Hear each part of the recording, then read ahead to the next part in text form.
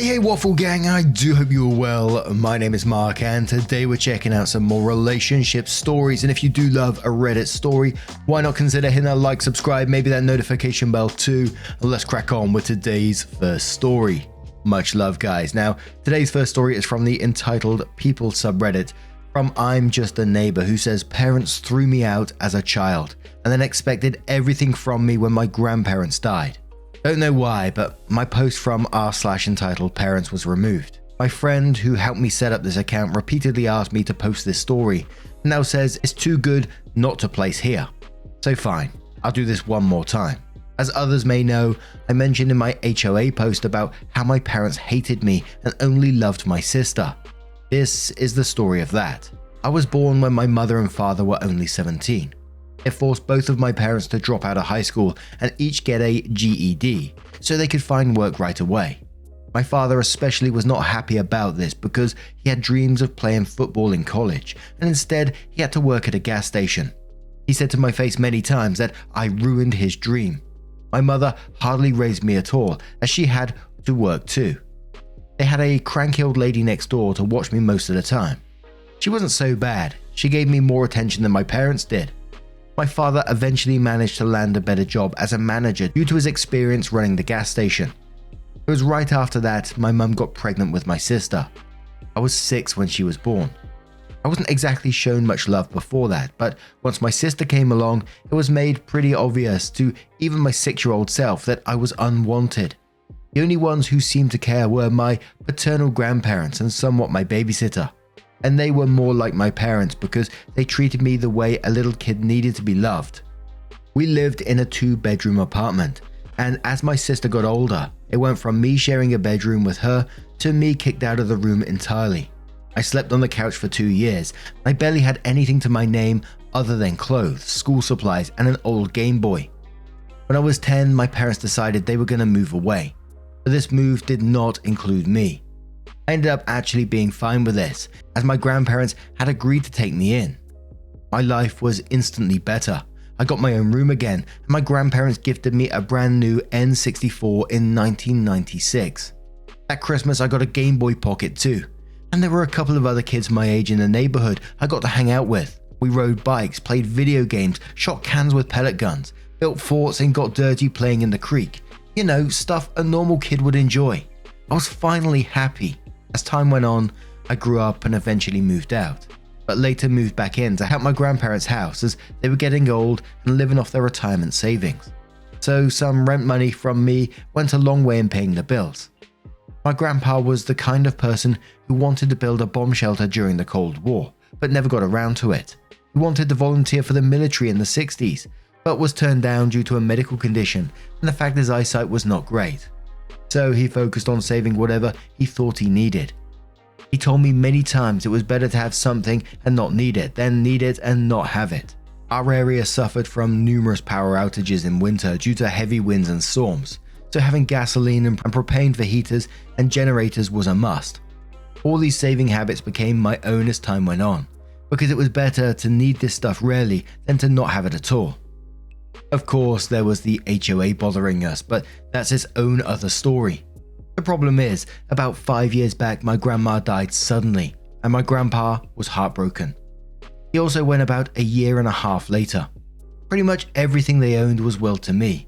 Their savings, their house, their vehicles, their stuff, everything. The old house was long paid off, and grandpa knew how to keep up with its maintenance. In fact, after grandma died, he kind of doubled down on renovating the place. He had the roof redone, the house was repainted by us inside and out, and we fixed a lot of little things. Grandpa's neighbor George even came by to help redo the plumbing. Ironically, the HOA was rather happy with these changes because the house didn't look run down anymore. One morning I was fixing breakfast and my grandpa never came downstairs. You couldn't keep the man from his bacon, so I went to check on him and he wasn't moving. I called 911 and paramedics came, only to tell me he passed in his sleep. My parents made grandpa's funeral a shit show. They didn't bother to show up for grandma's, they were too busy. At grandpa's funeral, they didn't seem to grieve at all.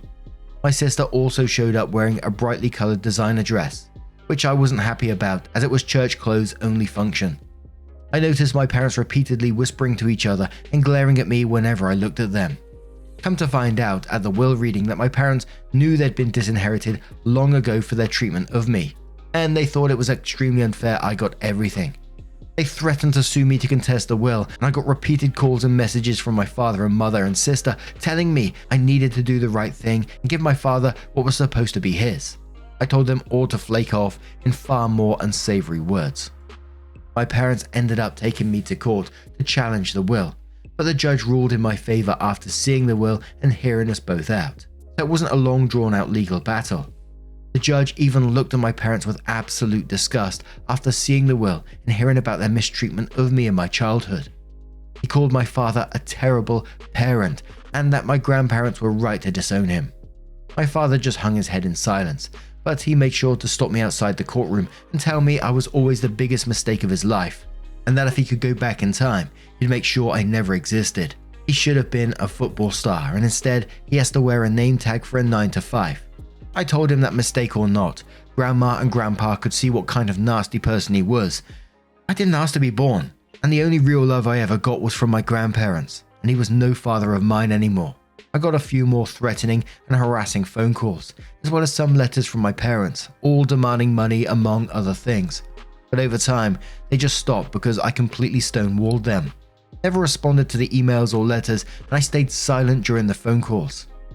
A few times, I just left the phone sitting on the counter with them ranting till they realized I wasn't listening. Aside from not getting the house or money, my parents seemed particularly irked they could not even get a rise out of me. But I was prepared to go to war against them, and they knew it. So in the end, they just left me alone. From what I know, looking at Facebook in the past decade, my sister tried to get into modeling, got married, had 2 kids, got divorced, and is currently unhappily working a job she feels is beneath her. My mother currently works retail and is also vocal about her disdain of it. Like my father, she peaked in high school. She was a cheerleader back then and even had her old uniform framed on the wall. My father pretty much had the same job for 25 years. He must be good at it if he's still doing it. As for me, well, I'm in my late 30s now, and I live pretty much debt-free in a nice neighborhood. I haven't really had a girlfriend since high school, and I've had little motivation to ever have another relationship. But loneliness gets to everyone, so maybe I'll try to find someone soon. Not many are in the financial position I'm in at my age. Single, paid off house, 2 vehicles, and a decent amount in the bank. I guess I could aim to be a stepfather. That might be more my speed. How awful can 2 people be in one situation? Telling OP that their dreams were ruined because of him. Saying that OP wouldn't exist if it was their choice, etc. if they could go back in time. How just fucking awful is that for OP to hear as a child? And I was so glad to read that paragraph, when they did take you to court. I mean, they shouldn't have done that in the first place, but the judge ruled in your favor and basically tore them a new asshole because that's what they deserved. And claiming all this that you ruined their lives when you didn't, like you said, you didn't ask to be born. They made these choices. Absolutely disgusting of them. But now I'm going to turn this one to you guys. What do you guys make of this situation? Let me know your thoughts down in the comments below. Let's move on to another story. And our next story comes from the Am I the A-Hole subreddit from PlusoneIssue, who says, am I the a-hole for opting out of my best friend's wedding because they didn't invite my girlfriend? My 28 male childhood best friend Brad, 28 male, is getting married in late May to Vicky, 26 female. A week ago on Easter, I received his wedding invite, which only listed my name but not my girlfriend, Mary, 28 female. For context, Brad, Mary and I have known each other since high school. We're in the same friend group. Mary and I live around 2 hours away from Brad and Vicky. Because Mary is a nurse, she doesn't always have time to visit Brad and Vicky with me, so I go alone most of the time. But when she's able, she'll join me. Mary has met Vicky and seen her around 10 times in the past 4 years that Vicky is with Brad. Mary and I have been together for 6 years total, and we do plan on getting engaged and married once we are more financially settled. So I asked Brad if Mary is invited, and they just forgot to mention her name, to which he replied that Vicky is very strict about some rules, and in order to cut down costs, she's enforcing a no ring, no bring rule for the wedding. So since Mary is just a girlfriend and doesn't have a ring to imply some formality, then she's not invited. I reminded Brad that Mary and I have been together longer than he's with Vicky, and that Mary is also his friend, not just my partner. He says he knows, and he's tried to talk Vicky out of it, but she's very strict with that. I let it go, and I was in a dilemma about whether I should go to the wedding or not because of that. Mary told me she's not happy about the situation, but I should go to avoid more drama. So I called them to tell them I'll attend. Vicky picked up the phone and said she's sorry about making me uncomfortable by not inviting Mary, but these are the rules. I said I respect the rules, but I'm not necessarily happy about it though. She then for some reason started being harsh about how Mary and I are not in a serious enough relationship, if after knowing each other for so long and being together for 6 years we're not engaged yet, and joked that after all, you never know what tomorrow brings, and I could break up with Mary any time, since we haven't shown any signs of true commitment. I confronted her and told her that it's not her place to validate Mary and I's relationship, and that it's really low of her to use her dumb rule just to shame and micromanage long-term couples who for whatever reason haven't gotten married yet. I said I'll pass after all and not attend the wedding. She and Brad said I'm disrespecting them and their choices by choosing Mary over their wedding day, and I said I don't care. Keep your rules and I'll keep my relationship because it's more important than any exclusive rules that only exist in order to shame people. I've been receiving a lot of backlash from other friends for that choice, who said I'm an arsehole for being so bitter about something so small. But to me, it's not small. They invalidated Mary and our relationship.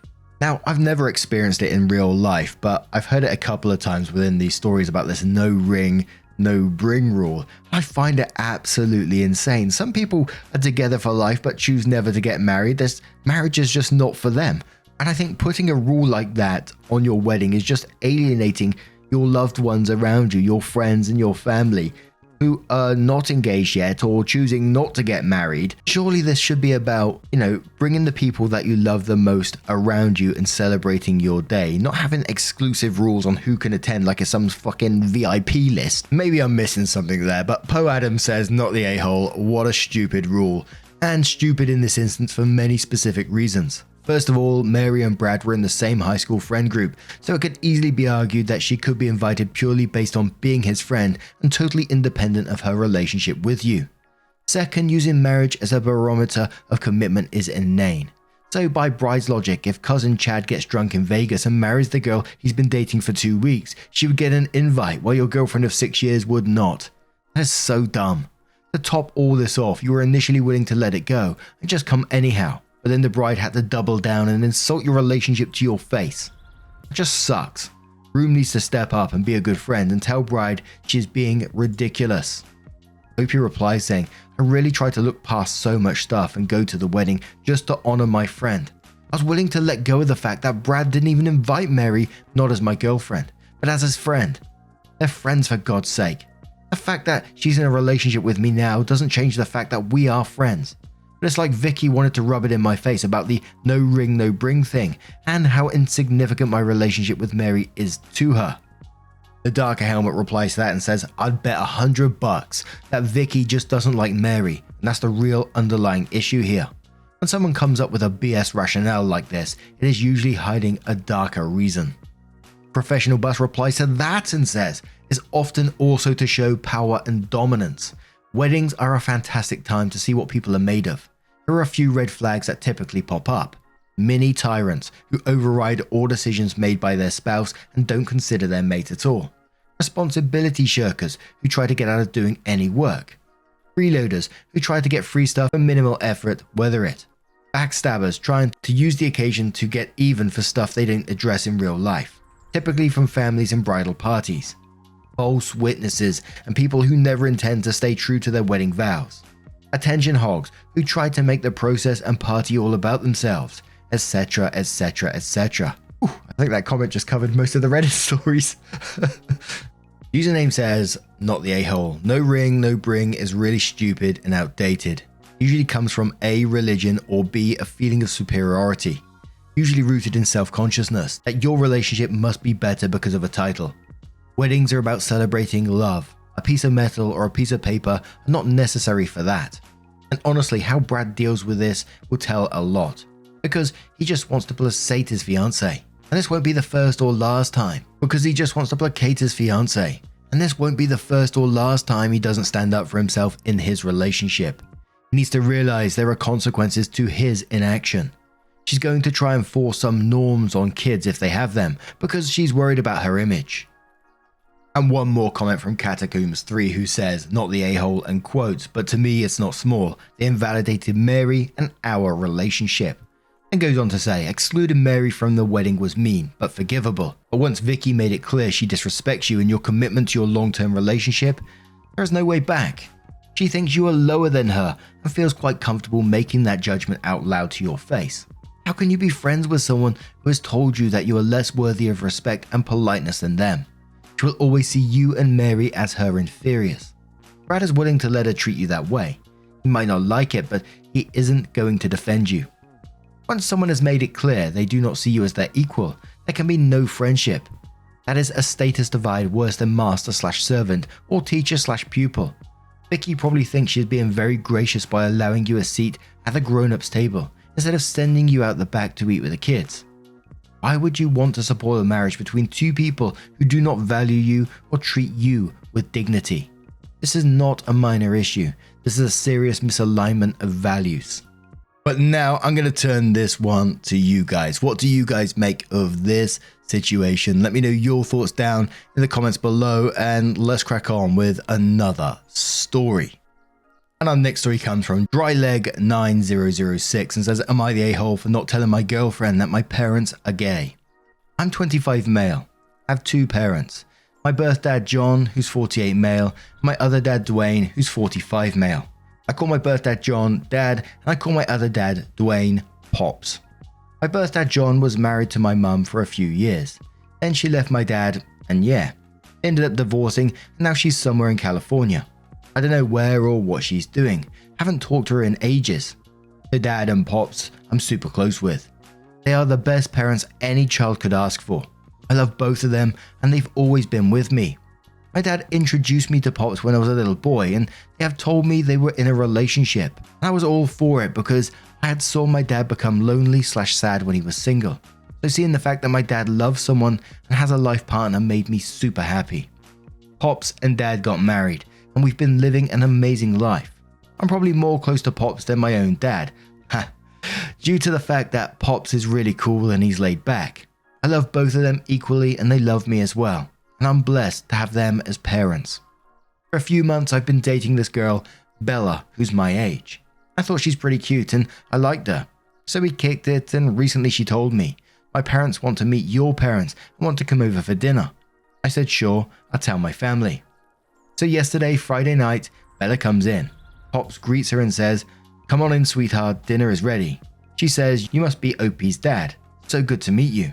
And she shakes his hand, and she sees Dad come out of the kitchen. He's holding the mac and cheese tray with the mittens and is putting on the table. Then Bella says, who's he? I said, oh, that's my dad. She said, I thought he's your dad. She's referring to Pops. I said, yeah, that's my Pops. And that's my dad. She pulls me to the side and says, I didn't know your parents are gay. Oh my God, why didn't you tell me? I genuinely didn't know why that'd be an issue or so. Because you're dating me, not my parents and all. So it shouldn't matter. But I guess it's a concern for her. Her parents come at the door after they park the car, and Bella tells her parents, let's leave, and they left. I told my parents I'm sorry, and they said, son, don't worry, this is nothing new. And then we all sat down and enjoyed dinner and went to sleep. So, am I the a-hole for not telling? And we're starting the comments with your gal, who says, not the a-hole. Did she ever tell you her parents are straight? This is the way. Lonely Spren says, not the a-hole, but perhaps naive. Unfortunately, it's probably better to let a girlfriend know you have two dads so you can weed out the homophobes before you accidentally bring them home for dinner. Willacalot says, not the a-hole, but while this is definitely not a situation that warrants an oh my god, why didn't you tell me reaction with her showing her ass and leaving. Disgusting, and I hope you've ended things with her. I'm a little confused how you guys were at the point in y'all's relationship where parents meeting parents is happening yet. You haven't had enough conversation about your lives, etc. I would allow your girlfriend to at least connect the dots, i.e. your parents. Is it vital information that you owe a significant other? Absolutely not. Families obviously come in endless compositions. You should never have to slap a disclaimer on anyone's sexuality. Jeez. But parents meeting parents is usually a sign that you're at least entering a pretty serious stage in your relationship. And for that to have never come up in a way is kinda wild.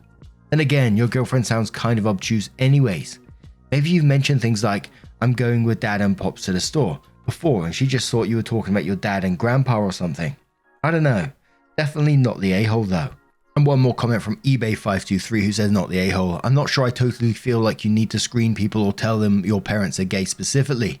I do think it's weird to meet families before you know what that family is like, which would entail knowing that your dads are gay. Did you ever talk about your dads? Did she ever ask anything about your family or childhood?